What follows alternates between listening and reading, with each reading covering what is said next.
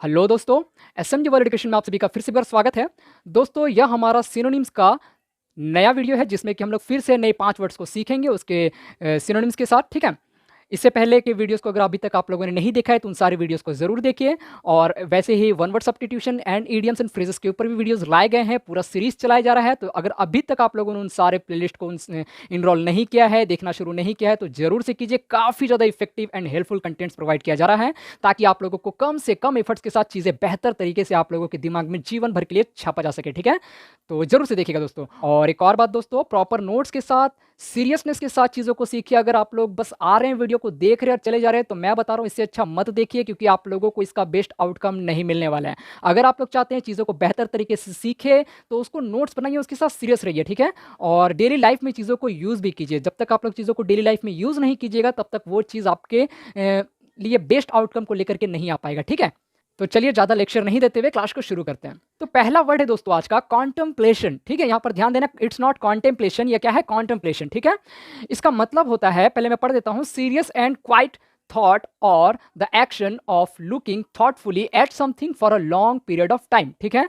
यानी कि बहुत ही गंभीर तरीके से, सीरियस और क्वाइट थॉट, यानी कि बहुत शांत तरीके से, गंभीर तरीके से चिंतन मनन करना, ठीक है? हम लोग देखिए ना, साधु संतों को, मॉन्क्स को क्या देखते हैं? वो लोग मेडिटेशन करते हैं ना, पहाड़ों पर या किसी भी वीरान जगह में जाकर के क्या करते हैं? मेडिटेशन करते हैं, अपना ध्यान लगाते हैं। तो उसी को हम लोग क्या बोलते हैं? कॉन्टेम्पलेशन बोलते हैं। ध्यान लगाना, शांत होकर के गंभीर से तरीके से मनन चिंतन करना, ठीक है? और साथ ही इसका एक और मीनिंग भी होता है, the action of looking thoughtfully at something for a long period of time, यानी कि किसी चीज को देखते हुए, निहारते हुए, इसमें खो जाना उसके विचारों में, ठीक है? सडनली कोई चीज देखा, आप उससे इतना ज्यादा मोहित हो गए, उसमें इतना ज्यादा खो गए कि आप उसके विचारों में खो गए, ठीक है?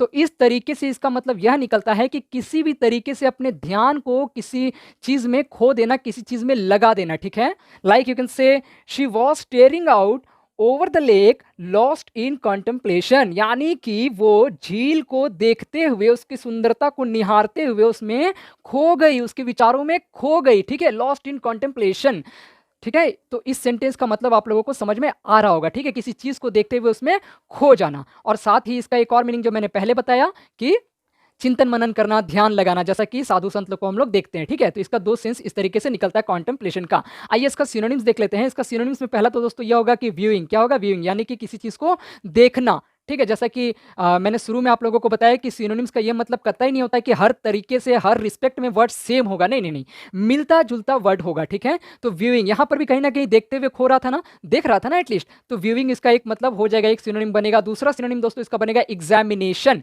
यानी कि जब टीचर्स होते हैं क्या करते हैं? हमारे पेपर्स को क्या करते हैं? एग्जामिन करते हैं, ठीक है? एग्जामिन करते हैं, कहीं ना कहीं देखते हैं उसको, है ना? उसको विचारते हैं, उस पर अपना ध्यान लगाते हैं। तो इस जगह भी कहीं ना कहीं देखते हुए उस पर ध्यान लगाया जा रहा है, तो एग्जामिनेशन भी इसका सिनोनिम्स होगा।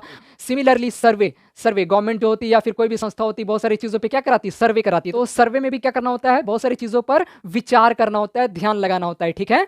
तो इस तरीके से कॉन्टेम्पलेशन का मतलब होता है ध्यान लगाना, किसी चीज पे अपना ध्यान को थोड़े टाइम के लिए फोकस कर देना, ठीक है? उसका सिनोनिम्स हो जाएगा व्यूइंग, एग्जामिनेशन एंड सर्वे, ठीक है? अगला वर्ड देखते हैं दोस्तों, डिलीजेंट। क्या है? It's diligent.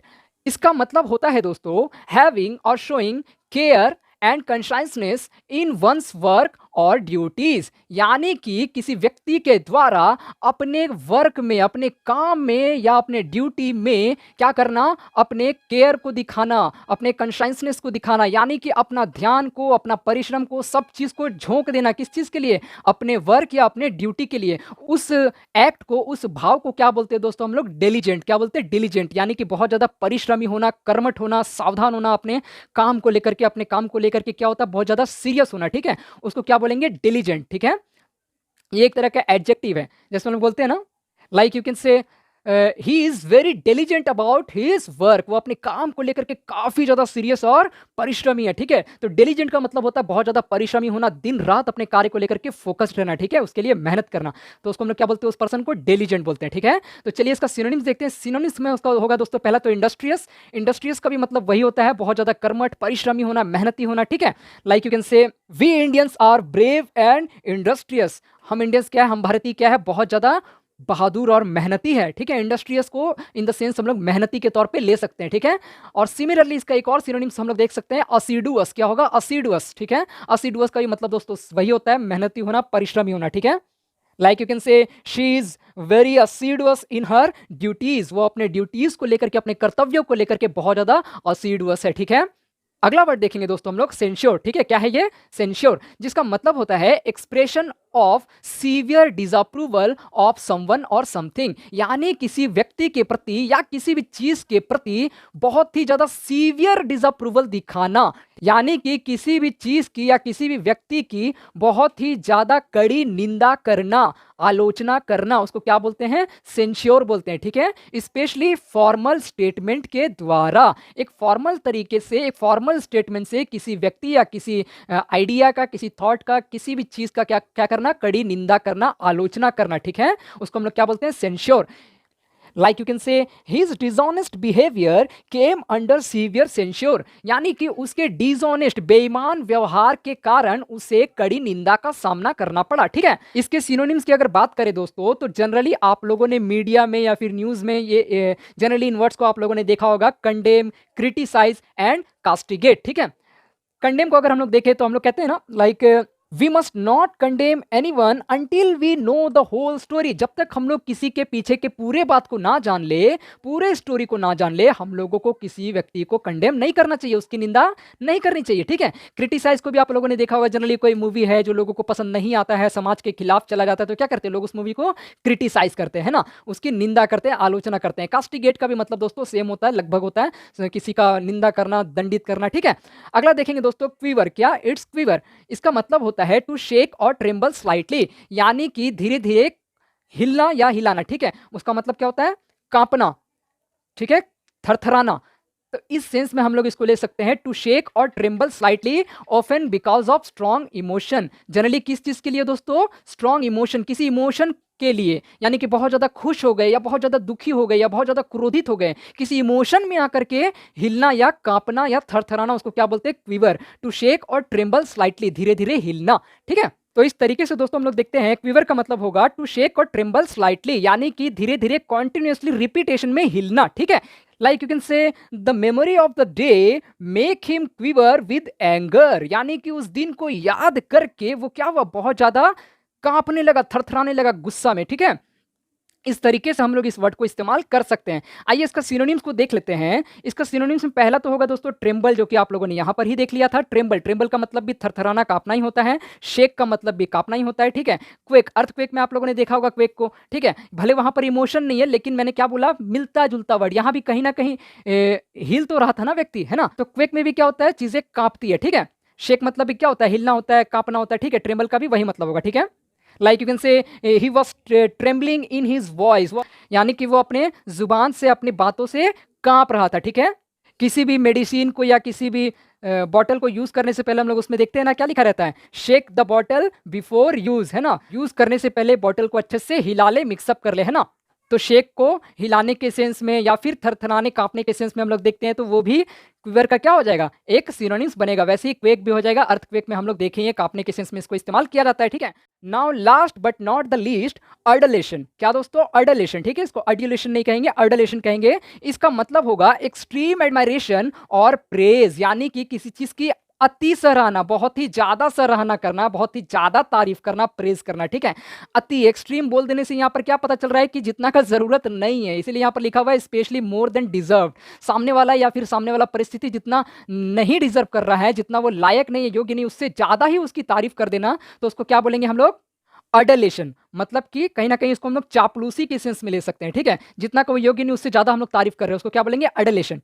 एक्सट्रीम एडमायरेशन और प्रेज, ठीक है। Like you can say, my brother always shows adulation to my mother whenever he requires anything from her. मेरे भाई को जब भी कुछ चाहिए होता है तो वह मेरी मम्मी की बेवजह तारीफ करने लगता है, बिना कोई कारण से, ठीक है। तो उसको क्या कहते हैं? चापलूसी करना, एक्सेसिव प्रेज करना, एडमायरेशन करना, ठीक है। तो आइए इसका सिनोनिम्स को देख लेते हैं। पहला तो होगा worship.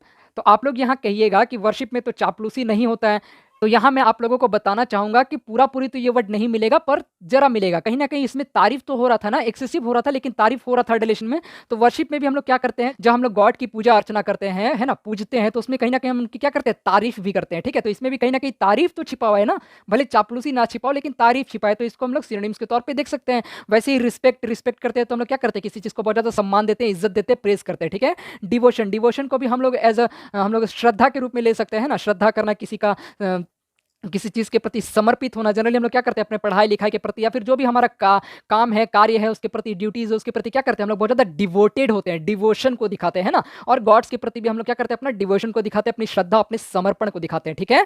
Like you can say his devotion to his parents is praiseworthy, यानी कि उसके पेरेंट्स के प्रति, उसके उनके माता-पिता के प्रति उसका जो डिवोशन है, उसका जो समर्पण है, वो काबिले तारीफ़ है ना, प्रेज़ वर्दी है, ठीक है? वर्शिप को भी हम लोग देख सकते हैं, like we should worship our God every day, है ना? हमें अपने परमेश्वर की हर दिन क्या करनी चाहिए, आराधना करनी चाहिए, उसका प्रेज एंड वर्शिप करना चाहिए, ठीक है?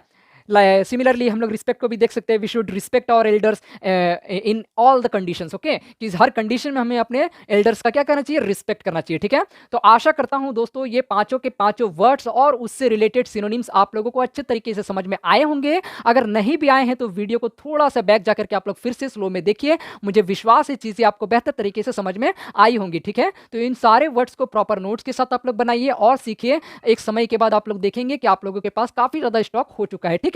और डेली लाइफ में इनका यूज तो जरूर कीजिए। अगर आप लोग इस चीजों को यूज नहीं कीजिएगा तो आप लोगों को अच्छा फायदा नहीं हो पाएगा, है ना? जब चीजों को सीख ही रहे हैं तो क्यों ना उनको लाइफ में इस्तेमाल करें और लोगों के सामने, जिससे आप लोगों का क्या होगा, इंप्रेशन बढ़ेगा, लोग आपको सोचेंगे, है ना? आप लोगों का जो वैल्यू है वो इनहेंस होगा, है ना? कि काफी ज्यादा वर्ड का स्टॉक है इनके पास, है ना? काफी ज्यादा चीजों को बेहतर बेहतर तरीके से आप एक्सप्लेन कर पाओगे, क्योंकि आप लोगों के पास वोकैब का पावर होगा, स्टॉक होगा, ठीक है? तो ठीक है दोस्तों, फिर मिलते हैं अगले क्लास में। तब तक के लिए पढ़ते रहिए, सीखते रहिए, बढ़ते रहिए। God bless you all.